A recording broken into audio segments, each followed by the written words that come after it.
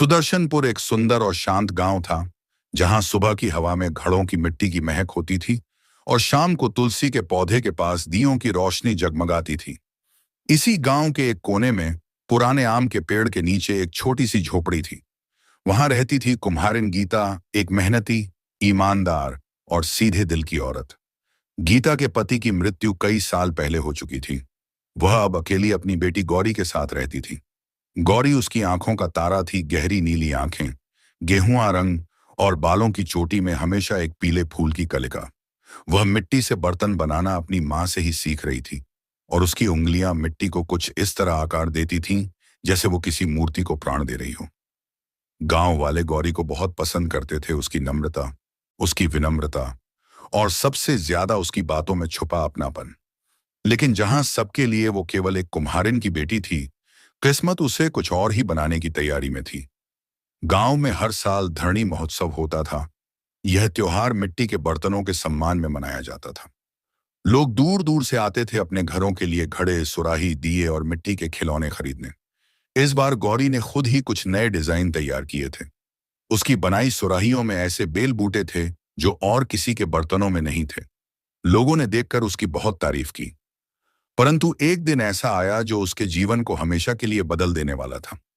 उस सुबह आकाश में हल्के बादल थे और सूरज कुछ झिझकते हुए ऊपर चढ़ रहा था। गीता ने कहा, गौरी, आज नदी से मिट्टी ले आ, सूखी मिट्टी कम हो गई है, दोपहर में नई सुराही बनानी है। गौरी अपनी छोटी सी टोकरियां और फावड़ा लेकर नदी की ओर चल पड़ी। नदी गांव से थोड़ा दूर थी, चार आमों के पेड़ पार करके, एक पुरानी पत्थर की पगडंडी से होते हुए, जहां अक्सर लोग नहीं जाते थे। रास्ते में गौरी गुनगुना रही थी, मिट्टी की बातों में रस है, माँ की मूरत बस है, जो उसे छूकर समझे वही धरती का वंश है। नदी किनारे पहुंचकर उसने चप्पलें उतारी और पानी में घुस गई।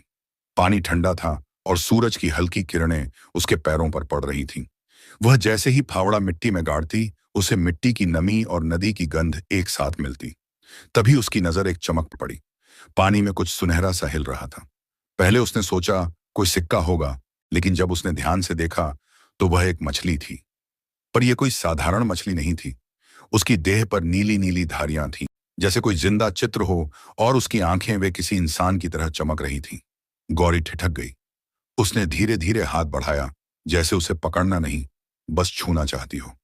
तभी उस मछली की आंखें उसके सामने चमकीं और एक धीमी आवाज हवा में गूंजने लगी, मुझे मत छू, मैं एक रहस्य हूं, जो मुझे पाएगा उसकी किस्मत बदल जाएगी। गौरी के हाथ कांप गए, उसकी सांसें तेज हो गईं। वह डर गई, पर तभी मछली एक पल में पानी में गहराई तक गायब हो गई, जैसे कोई सपना हो। गौरी ने चारों तरफ देखा, कोई नहीं था। हवा अब भी चल रही थी, पेड़ों की पत्तियां सरसराने लगीं। वह जैसे जैसे अपनी टोकरियों में मिट्टी भर रही थी, उसका मन वहीं अटका था, उस सुनहरी मछली की आंखों में। जब वह घर पहुंची तो उसकी मां ने पूछा, बेटी, सब ठीक तो है? आज तुम कुछ गुमसुम लग रही हो। गौरी ने मुस्कुराकर कहा, हाँ मां, बस थक गई हूं थोड़ा। पर भीतर ही भीतर वो उस आवाज को याद कर रही थी। अगले कुछ दिनों में अजीब चीजें होने लगीं। पहले उसके बनाए बर्तनों की बिक्री अचानक दोगुनी हो गई। फिर राज्य से राजदरबार के एक सिपाही ने आकर कहा कि महाराज को उसकी बनाई सुराही पसंद आई है और वे उसे पुरस्कार देना चाहते हैं। गौरी हैरान थी। वह सोच रही थी, क्या यह सब उस मछली की वजह से हो रहा है? क्या वाकई वो कोई रहस्य थी? और इसी के साथ शुरू हुआ एक रहस्य और चमत्कारों से भरा सफर, जो उसे एक साधारण कुम्हारिन की बेटी से एक अद्भुत भविष्य की ओर ले जाने वाला था। उस रात गौरी को नींद नहीं आई। वह बार बार अपनी आंखें बंद करती, लेकिन हर बार वही सुनहरी मछली उसकी आंखों में तैरने लगती। उसकी आवाज, मैं एक रहस्य हूं, जो मुझे पाएगा उसकी किस्मत बदल जाएगी, जैसे हवा में गूंजती रहती। सुबह होते ही उसने मां से कहा, मां, मैं फिर नदी जाऊंगी, लगता है वहां की मिट्टी आज कुछ खास है। गीता ने सिर हिलाया, तू बहुत बदल गई है गौरी, आंखों में कुछ अलग सा चमक है, कोई सपना देखा क्या? गौरी मुस्कुराई, लेकिन कुछ नहीं कहा। वह जानती थी कि अभी ये रहस्य केवल उसका है। गौरी जब नदी पहुंची तो सुबह की धूप अब पूरी तरह फैल चुकी थी। पक्षियों की चहचहाहट और पानी की हल्की कलकल, सब कुछ शांत था, पर उसके दिल की धड़कन तेज थी।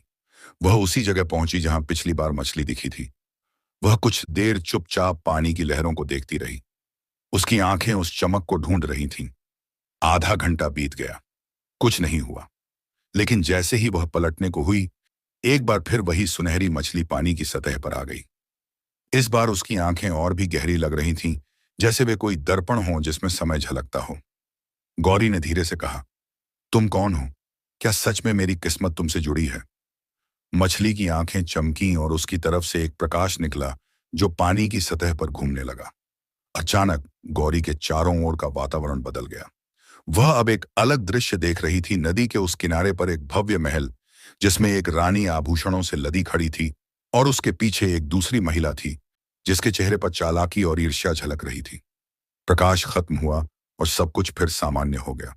मछली ने कहा, तुमने जो देखा वह अतीत है। मेरी आत्मा एक धोखे का शिकार हुई थी। मेरे रूप में मैं नदी में बंद हो गई, लेकिन अब समय आ गया है कि वह रहस्य बाहर आए, और उसके लिए तुम चुनी गई हो। गौरी चकित थी, उसकी सांसें जैसे रुक गई हों। उसने कहा, क्यों मैं तो एक साधारण कुम्हारिन की बेटी हूं। मछली बोली, तुम साधारण नहीं हो गौरी, तुम सच्चाई की आग हो, और तुम्हारी आत्मा में वह ताकत है जिसे मैं वर्षों से खोज रही थी। तुम्हारे संपर्क में आते ही मेरी शक्ति जागी। अब मैं तुम्हें अपनी आंखें दे रही हूं। ये तुम्हें भविष्य देखने की शक्ति देंगी, लेकिन केवल तब जब तुम्हारे मन में कोई छल या लालच न हो। तभी मछली की आंखें एक नीली चमक में बदल गईं और एक जल की बूंद बनकर गौरी की आंखों में समा गईं। वह एक पल के लिए बेहोश सी हो गई, और जब होश आया तो उसे लगा जैसे उसने जन्मों की कहानियां एक झटके में सुन ली हों। गौरी जैसे ही वापस घर लौटी, उसकी चाल में आत्मविश्वास था, लेकिन वह खुद भी नहीं समझ पा रही थी कि अब वह पहले जैसी नहीं रही। उसकी मां ने पूछा, इतनी देर लगा दी बेटी, सब ठीक तो है? गौरी ने सिर हिलाया, हाँ मां, लेकिन अब लगता है मैं जो भी बनाऊंगी वह मिट्टी से नहीं, भाग्य से बनेगा। अगले ही दिन उसकी बनाई सुराही खुद राज्य के शाही महल तक पहुंची। वह सुराही जिसमें उसने पहली बार उस सुनहरी मछली की आकृति उकेरी थी, और आश्चर्य की बात यह थी कि जब वह सुराही महल में रखी गई तो वहां के बड़े बड़े कलाकार और विद्वान हैरान रह गए। ऐसी गहराई तो किसी चित्रकार की आंख में भी नहीं होती, एक कलाकार ने कहा। राजकुमार अर्णव, जो कला का बड़ा रसिक था, खुद उस सुराही को देखने आया। वह सुराही को घूरता रह गया जैसे उसमें कुछ ऐसा था जो उसकी आत्मा को छू रहा हो। गौरी उस समय नहीं जानती थी कि वह एक साधारण बर्तन नहीं बना रही, बल्कि एक ऐसे रास्ते का पहला कदम रख चुकी है जो उसे रानी बनाकर छोड़ेगा। लेकिन उससे पहले उसे अनेक परतों वाला रहस्य, धोखा और अपनी खुद की शक्ति को पहचानना होगा। सुदर्शनपुर से कई कोस दूर राजमहल स्थित था, एक भव्य और विशाल किला जिसकी ऊंची दीवारों के पीछे छुपे थे न जाने कितने रहस्य, गौरव और अधूरी कहानियां। इसी किले में रहता था राजकुमार अर्णव, तेजस्वी, साहसी और अपने पिता महाराज वीरेंद्र की तरह न्यायप्रिय। लेकिन उसमें एक और गुण था जो उसे अन्य राजकुमारों से अलग बनाता था, कला के प्रति अद्भुत लगाव। वह न केवल तलवार चलाना जानता था, बल्कि चित्रकारी, मूर्तिकला और संगीत में भी पारंगत था। उस दिन जब गौरी की बनाई सुराही शाही महल पहुंची तो वह सामान्य बर्तनों के ढेर में रखी थी, लेकिन जैसे ही सुराही पर सूरज की किरणें पड़ीं, उसकी सतह पर उभरी मछली की आकृति एक हल्की नीली चमक के साथ जीवंत हो उठी। महल में उपस्थित सभी दरबारी और कलाकार स्तब्ध रह गए। वह कोई साधारण शिल्पकृति नहीं थी, उसमें कुछ ऐसा था जो आत्मा को छूता था। राजकुमार अर्णव को जब यह बात पता चली तो उसने स्वयं उस सुराही को देखने की इच्छा प्रकट की। अगले ही क्षण वह राजसभा छोड़ उस कक्ष की ओर चला गया जहां शाही शिल्पकृतियां रखी जाती थीं। सुराही को ध्यान से देखने के बाद अर्णव ने पूछा, यह किसने बनाई है? एक सिपाही ने जवाब दिया, महाराज, यह सुराही सुदर्शनपुर गांव की एक कुम्हारिन की बेटी द्वारा बनाई गई है। उसका नाम गौरी है। अर्णव ने कुछ देर तक कुछ नहीं कहा।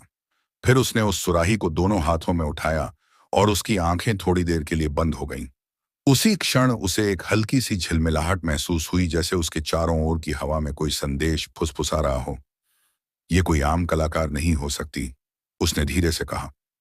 दूसरे दिन राजकुमार अर्णव ने अपने सबसे विश्वस्त अंगरक्षक सेनापति वीरभद्र को बुलाया और आदेश दिया, मैं स्वयं सुदर्शनपुर जाऊंगा।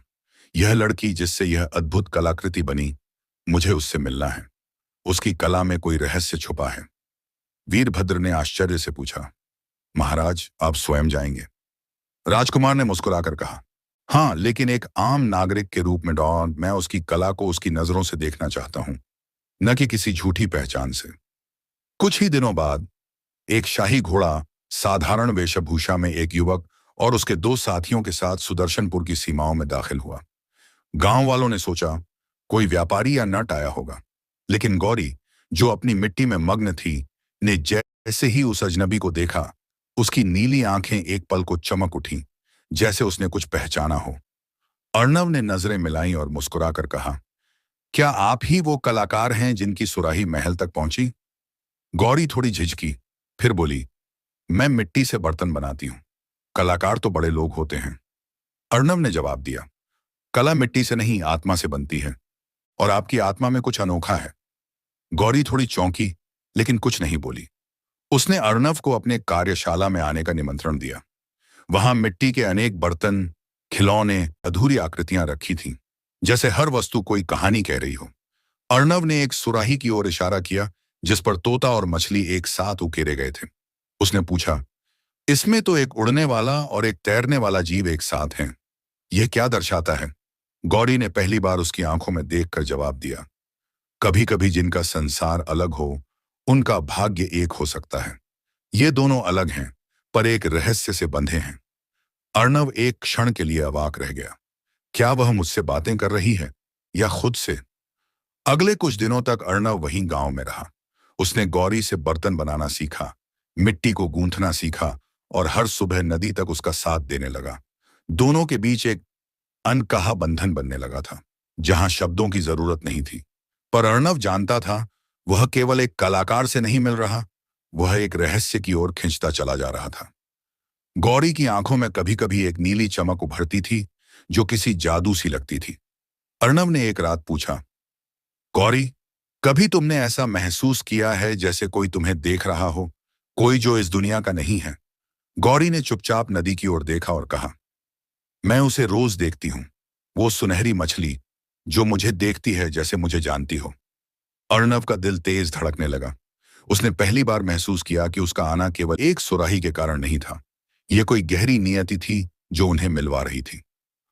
और यहीं से शुरू हुआ राजकुमार और कुम्हारिन की बेटी के बीच एक ऐसा बंधन जो सिर्फ प्रेम नहीं, एक रहस्य, एक पाप और एक अधूरी कहानी से जुड़ा था। राजकुमार अर्णव और गौरी के बीच की मुलाकातों ने जैसे सुदर्शनपुर की हवा को बदल दिया था। गांव वालों को तो लगा कि कोई व्यापारी आया है जो कुम्हारिन की बेटी की कला से मोहित है, लेकिन गहरी आंखों वाले उस अजनबी में एक शाही तेज था, जिसे हर कोई महसूस करता, लेकिन कोई कुछ कह नहीं पाता। गौरी और अर्णव अब रोज सुबह नदी किनारे मिलते थे, मिट्टी को छूते हुए, जैसे अपने मन की भी आकृतियां गढ़ते थे। इसी दौरान गांव में दो अजीब घटनाएं होने लगीं। हर रात गौरी के आंगन में एक तोता आकर बैठता, और सुबह होते होते एक मैना खिड़की पर आ बैठती। ये दोनों पक्षी आम पक्षियों जैसे नहीं थे, उनकी आंखों में एक बुद्धिमता और चालाकी थी, जैसे वे किसी मिशन पर हों। गौरी ने पहले कुछ ध्यान नहीं दिया और पर एक रात जब वह देर तक जाग रही थी, उसने देखा कि तोता दीवार पर बैठा कुछ बोल रहा है, और उसके शब्द बिल्कुल स्पष्ट थे, जिसने मछली को छुड़ाया है उसका भाग्य अब बंध गया है।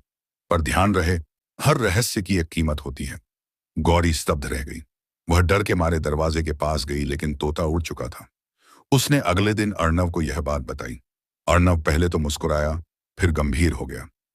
क्या वह तोता हरे रंग का था और उसकी आंखों के पास नीले घेरे थे? गौरी ने सिर हिलाया। हाँ, और उसकी आवाज किसी बूढ़े आदमी जैसी थी। अर्णव बोला, यह कोई आम पक्षी नहीं है। हमारे राजमहल की पुरानी कथाओं में एक ऐसा तोता और एक मैना का जिक्र आता है, जो किसी शापित आत्मा के रक्षक होते हैं। वे सिर्फ वहीं जाते हैं जहां कोई बड़ा रहस्य या अधूरी आत्मा फंसी हो।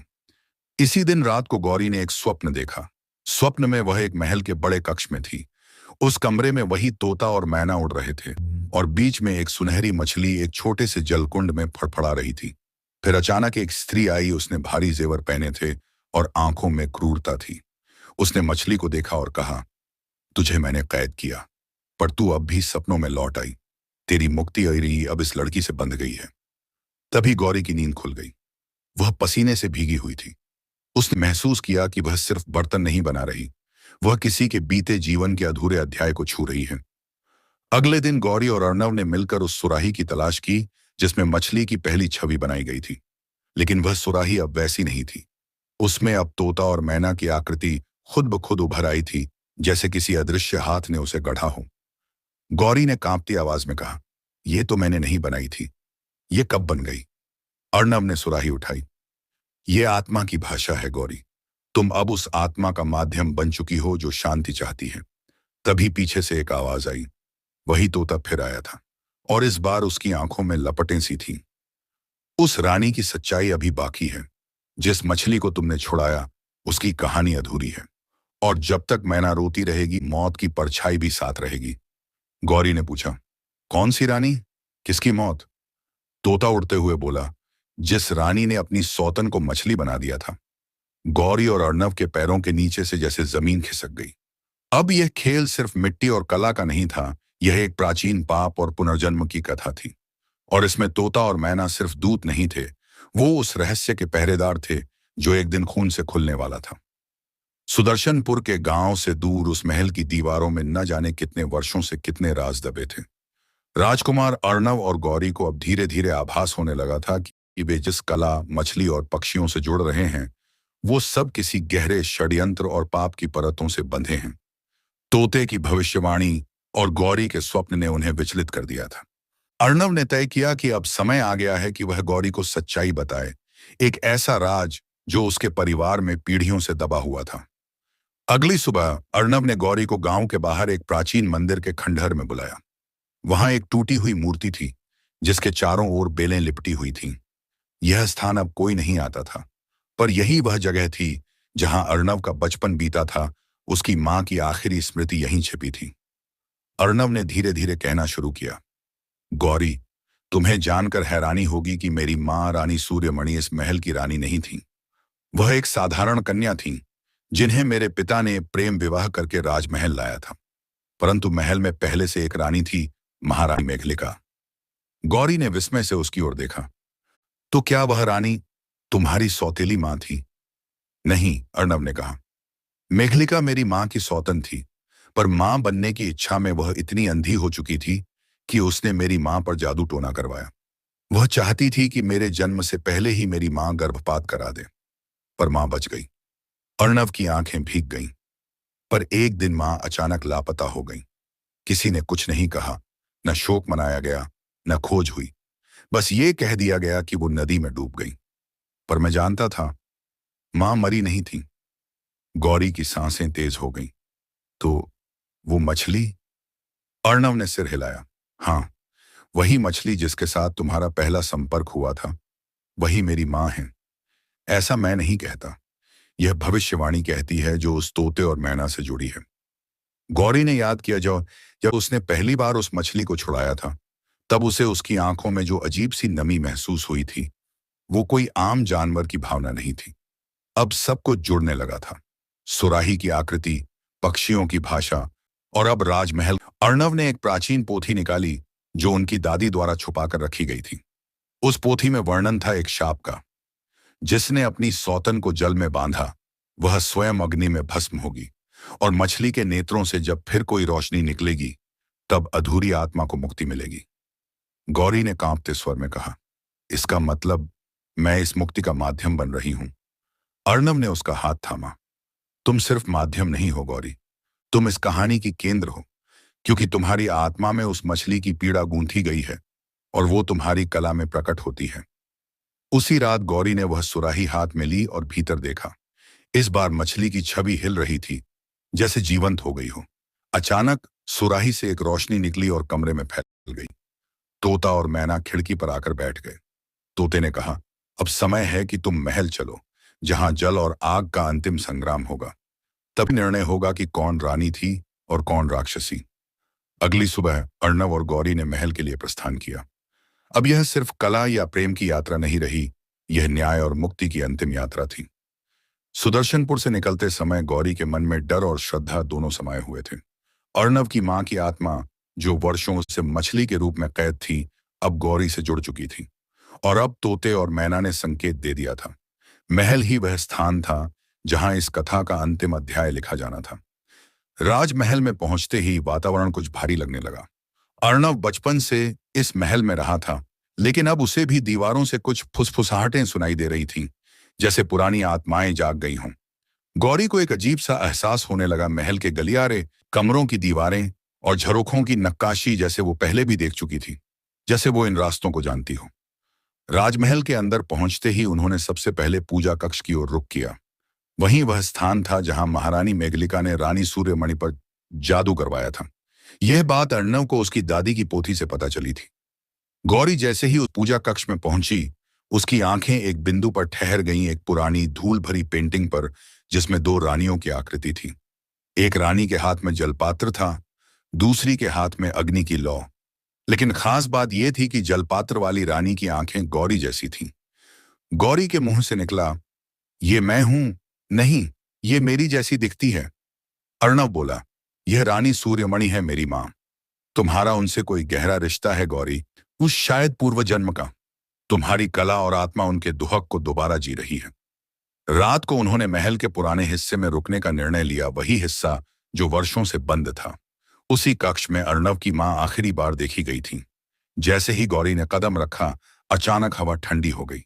खिड़कियां अपने आप खुल गईं। ये बहुत तेज इश्तारे गैट पर रही और एक हल्की गंध कमरे में भर गई, माटी और जल की गंध। गौरी ने देखा वही सुराही जो वह गांव से लाई थी, अब कांपने लगी थी, और फिर उसके भीतर से एक नीली रोशनी निकली, जो धीरे धीरे कमरे के बीचों बीच आकार लेने लगी। वह एक स्त्री थी, अजली साड़ी, भीगी आंखें, लेकिन चेहरे पर सुकून। अर्णव घुटनों पर बैठ गया। मां, मां आप। परंतु वह आत्मा गौरी की ओर देख रही थी। उसने कहा, "मुझे तुम्हारी आत्मा ने बुलाया है। वर्षों से मैं जल में बंधी रही, पर अब समय है कि मेरा सच उजागर हो।" गौरी कांपती आवाज में बोली, "कहिए, मैं क्या करूं?" "मुझे उस स्थान तक ले चलो जहां मेघलिका ने अग्नि की पूजा की थी। वहीं वह अभिदस अभिमंत्रित कटोरा है जिसमें उसने मेरा जीवन कैद किया था। अगर वह कटोरा टूटेगा तो मैं मुक्त हो जाऊंगी। लेकिन ध्यान रहे, जैसे ही वह कटोरा टूटेगा, महल की सारी छिपी आत्माएं जाग जाएंगी।" गौरी और अर्णव ने अगली सुबह गुप्त तहखाने का द्वार खोला। वहां जली हुई मोमबत्तियों, राख और हड्डियों का ढेर था। एक पत्थर के वेदी पर वह कटोरा रखा था, काले रंग का, जिस पर अग्नि की आकृति खुदी हुई थी। जैसे ही गौरी ने उसे उठाने की कोशिश की, तोता और मैना दोनों प्रकट हो गए। तोता बोला, "यही वह क्षण है, या तो मुक्ति या तबाही।" गौरी ने कांपते हाथों से कटोरा उठाया और उसे पत्थर पर दे मारा। कटोरा टूटते ही एक जोरदार गर्जना हुई। महल की दीवारें कांपने लगीं और जगह जगह से धुएं की लहरें उठीं। हर दीवार से किसी न किसी आत्मा की चीख निकलने लगी। अर्णव गौरी को पकड़कर भागने लगा, लेकिन गौरी ने कहा, "नहीं, हमें देखना होगा। यह अंत नहीं, यह न्याय है।" अचानक वह नीली रोशनी वापस आई। इस बार उसमें और भी आत्माएं थीं। वो सभी रानियां थीं, सेविकाएं, जिन्हें मेघलिका ने किसी न किसी कारण से मरवा दिया था। अब वे सभी मुक्त हो रही थीं। रानी सूर्यमणि की आत्मा ने गौरी को गले लगाया। "धन्यवाद, मेरी बेटी, अब मैं मुक्त हूं।" महल की दीवारें स्थिर हो गईं, रोशनी वापस सामान्य हो गई, और पहली बार सूरज की किरणें उस हिस्से में आईं जो सालों से अंधकार में था। तोते और मैना ने उड़ने से पहले कहा, "अब तुम दोनों इस कथा के उत्तराधिकारी हो। यह महल अब भय का नहीं, उत्साह और प्रेम का घर बनेगा।" महल में आत्माओं की मुक्ति के बाद शांति लौट आई थी, लेकिन यह सन्नाटा एक नए तूफान से पहले की खामोशी जैसा था। गौरी और अर्णव को यह स्पष्ट था कि अब उनके जीवन की सबसे कठिन परीक्षा सामने है, एक ऐसी परीक्षा जिसमें न केवल उनका प्रेम, बल्कि उनका अस्तित्व और बीते जन्मों का ऋण भी शामिल था। महल के सबसे पुराने हिस्से में एक शेष शिला थी, विचार पथ, जहां किसी भी आत्मा की पूर्व जन्म की स्मृतियां प्रकट होती थीं। इस पथ तक कोई केवल तभी पहुंच सकता था जब वह आत्मा पूरी तरह शुद्ध और तैयार हो। तोता और मैना ने बताया कि गौरी अब उस मार्ग की अधिकारी है। गौरी ने साहस के साथ उस पथ की ओर कदम बढ़ाए। जैसे ही उसने पहला चरण रखा, तोता बोला, "सावधान रहना गौरी, जो तुम देखोगी वह तुम्हारी आत्मा को हिला सकता है, पर यदि तुम डगमगाई तो सारा सत्य नष्ट हो जाएगा।" गौरी का शरीर अब हल्का हो गया, जैसे वह नींद में चल रही हो। उसके सामने दृश्य बदलने लगे, समय उलटने लगा। वह एक छोटी सी झोपड़ी में थी। उसके माता पिता कुम्हार थे, लेकिन वे सामान्य नहीं थे। माँ मिट्टी की सुराहियां बनाते समय एक मंत्र गुनगुनाती थी और पिता उनमें जल भरते समय कुछ संकेतों को देखते थे। वह समझ गई कि वह एक रहस्यमयी कुम्हारी की ही पूर्वज थी और स्वयं गौरी एक पुनर्जन्म है, उस कन्या की जो कभी रानी सूर्यमणि की सबसे प्रिय सेविका थी। गौरी को याद आने लगा उसने ही एक बार मछली के आकार की सुराही बनाई थी जिसे रानी ने पानी पीने के लिए चुना था। उसी सुराही में मेघलिका ने विष डाला था। तब सेविका ने रानी की जान बचाई थी, पर उसकी आत्मा पर एक प्रश्न चिन्ह लगा था। क्या उसने मेघलिका का रहस्य जानबूझकर छुपाया? गौरी की आत्मा कांप उठी। क्या वह तब भी चुप थी और अब यह पुनर्जन्म उसी अपराध के प्रायश्चित का अवसर है? विचार पथ की यात्रा समाप्त हुई। गौरी रोती हुई अर्णव के पास लौटी। उसने कहा, मैं ही थी वो सेविका जिसने रानी को बचाने की कोशिश तो की, पर सच्चाई को सामने लाने का साहस नहीं किया। अब ये जन्म मुझे उस अधूरे कार्य को पूरा करने के लिए मिला है। अर्णव ने उसका हाथ थामा। तुमने तब भी न्याय के पक्ष में कदम उठाया था और आज भी। यही फर्क है आम आत्मा और पुण्य आत्मा में। परंतु इसी बीच एक नई मुसीबत ने सिर उठाया। राजसभा में कुछ पुराने मंत्री और महल के अधिकारी यह मानने को तैयार नहीं थे कि गौरी को रानी की उपाधि मिले। वे कहते थे, एक कुम्हारिन कैसे रानी बन सकती है? वह तो केवल कला में पारंगत है, राजनीति में नहीं। तोता बोला, अब अंतिम परीक्षा है। तुम्हें महल के न्याय मंच पर एक ऐसी कारीगरी प्रस्तुत करनी होगी जो यह सिद्ध करे कि तुम्हारी आत्मा ही रानी बनने के योग्य है। गौरी ने 7 दिन का समय मांगा। 7 दिन तक उसने बिना सोए बिना आराम किए मिट्टी, जल, आग और फूलों की पंखुड़ियों से एक मूर्ति बनाई। वह मूर्ति रानी सूर्यमणि की नहीं थी, न स्वयं की। वह मूर्ति थी सच्चे प्रेम और त्याग की देवी की। जब मूर्ति को राजसभा में लाया गया तो चारों ओर एक दिव्य प्रकाश फैल गया। सबकी आंखें नम हो गईं। मूर्ति में ऐसी करुणा और तेज था कि हर किसी का हृदय पिघल गया। राजगुरु उठे और बोले, जिसने इस मूर्ति में आत्मा भर दी वह न केवल रानी बनने योग्य है, बल्कि इस महल की नई पीठासीन आत्मा भी है। अर्णव ने सबके सामने गौरी को अंगूठी पहनाई। तोता और मैना ने गीत गाया। मछली की आंखों में जो छुपा था दर्द, कुम्हारिन ने प्रेम से उसे किया अर्पित। शाप टूटा, आत्मा मुक्त हुई और धरती पर फिर प्रेम की छाया पड़ी। अब महल का नाम सुदर्शनपुर से बदलकर सत्यगंगा रख दिया गया। वह एक कला और प्रेम का तीर्थ बन गया। वहां आने वाले हर व्यक्ति को गौरी की कहानी बताई जाती थी, एक कुम्हारिन की बेटी की जिसने एक शापित आत्मा को मुक्ति दी, प्रेम को पुनर्जीवित किया और एक सच्ची रानी बनी। कभी कभी किसी मछली की आंखों में छुपा होता है सदियों पुराना राजा। कभी कभी एक सुराही में बंद होती है किसी आत्मा की आखिरी सांस। और कभी एक कहानी में बहता है पानी जो सिर्फ गीला नहीं करता बल्कि आपके अंदर के सवालों को भी जगा देता है। अगर आपको यह कहानी पसंद आई तो पानी की एक बूंद की तरह, प्यार की तरह बहते हुए हमारे चैनल को सब्सक्राइब करें, वीडियो को लाइक करें, इस कहानी को शेयर करें उन लोगों के साथ जो भावनाओं, रहस्यों और पुनर्जन्म की कहानियों को महसूस करते हैं। और हाँ, कमेंट में जरूर बताइएगा कि आपको मछली की आंखों में सबसे ज्यादा क्या दिखा, प्रेम या कोई छुपा हुआ दर्द।